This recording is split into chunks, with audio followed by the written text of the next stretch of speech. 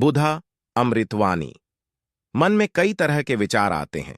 कभी कभी तो ना चाहते हुए भी मन में अश्लील विचार आ जाते हैं। लेकिन महात्मा गौतम बुद्ध की इस कहानी से आपके विचारों में बदलाव आएगा। मनुष्य का मन बहुत ही चंचल होता है और इसलिए मन में कई तरह के विचार उत्पन्न होते हैं। क्षण भर में ही व्यक्ति का मन कई चीजों को सोचने लगता है। इसलिए तो कहा जाता है कि मन को काबू करना आसान नहीं। लेकिन गौतम बुद्ध मन को नियंत्रित करने के आयामों के बारे में भी बता चुके हैं। मन में विचारों का आना गलत नहीं है कि लेकिन मुश्किल तब हो जाती है या विचार ऐसी परिस्थिति में गलत होते हैं जब मन में अश्लील विचार आते हैं। कभी कभी तो ना चाहने के बावजूद भी मन में अश्लील विचार आते हैं। अगर आपके मन में भी ऐसे विचार आते हैं तो गौतम बुद्ध की इस कहानी से आपके विचारों में जरूर बदलाव आएगा।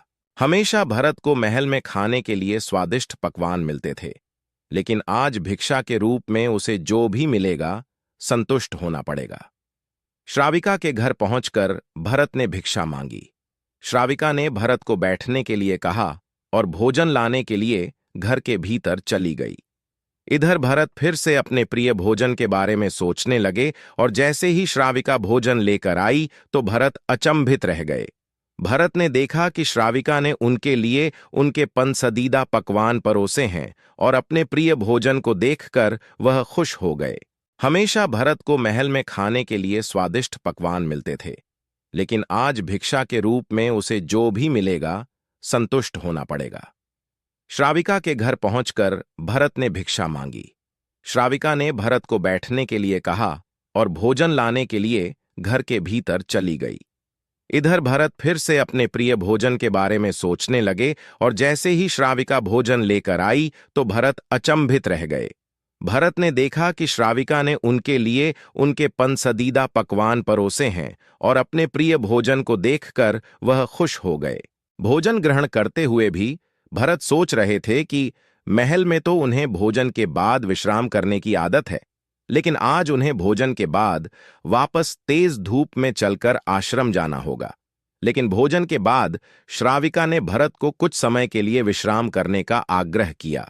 भरत फिर से खुश हुए कि आखिर आज उनके मन की सारी इच्छाएं कैसी पूरी हो रही हैं। लेकिन विश्राम करते हुए भी लेटे लेटे वह सोचने लगे कि आज तो मुझे भोजन के बाद विश्राम करने को मिल गया, लेकिन ऐसा रोज रोज नहीं होगा। जब भरत विश्राम के बाद उठे तो श्राविका ने कहा कि आप जब तक चाहे यहां ठहर सकते हैं। भरत अब समझ गए कि यह कोई संयोग नहीं हो सकता।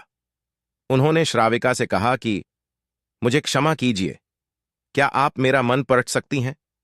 श्राविका ने हां में उत्तर दिया और कहा कि हां, मैं मन पढ़ सकती हूं। शुरू में यह कठिन था, लेकिन फिर मैंने स्वयं के मन विचारों को देखना शुरू किया। पहले मेरे विचारों की संख्या अनगिनत हुआ करती थी। इसके बाद मैंने विचारों पर ध्यान केंद्रित किया, बिना पक्ष विपक्ष के अपने विचारों को देखने लगी। इस तरह से धीरे धीरे मेरे मन में विचारों की संख्या कम होती गई और सारे व्यर्थ विचार दूर हो गए। इसके बाद से ही मैं दूसरों के मन में चल रहे विचार को पढ़ लेती हूं।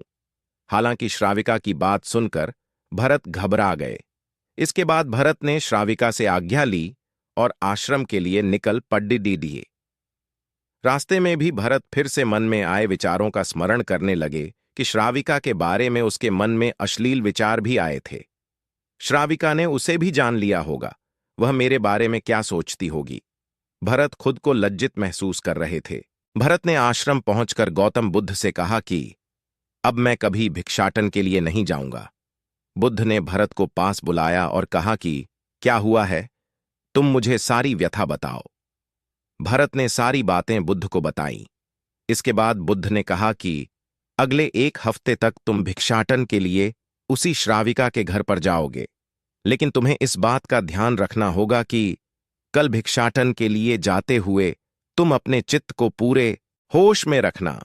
तुम्हारे भीतर क्या विचार उठे उन पर ध्यान केंद्रित करना और यह भी ध्यान रखना कि तुम्हारे मन में कौन सी वासना उठ रही है। तुम कल इन सभी चीजों को ध्यान में रखकर जाना और इसके बाद मुझे वापस आकर बताना। अगले दिन भरत भिक्षाटन के लिए गए। बुद्ध के बताए अनुसार वह पूरे रास्ते अपने होश को जागृत रखते हुए चल रहे थे। जब श्राविका का घर आया तो भरत ने भिक्षा मांगी। उसके भीतर कोई वासना नहीं थी और ना ही कोई विचार उत्पन्न हो रहे थे, क्योंकि उसने अपने मन को पूरी तरह जागृत रखा था। भरत ने भिक्षा ली और आश्रम चला गया। भरत ने बुद्ध को प्रणाम किया और कहा कि आज उसे जिस आनंद की अनुभूति हुई वह पहले कभी नहीं हुई। डिस्क्लेमर: यहां मुहैया सूचना सिर्फ मान्यताओं और जानकारियों पर आधारित है। यहां यह बताना जरूरी है कि abplive.com किसी भी तरह की मान्यता, जानकारी की पुष्टि नहीं करता है। किसी भी जानकारी या मान्यता को अमल में लाने से पहले संबंधित विशेषज्ञ से सलाह लें।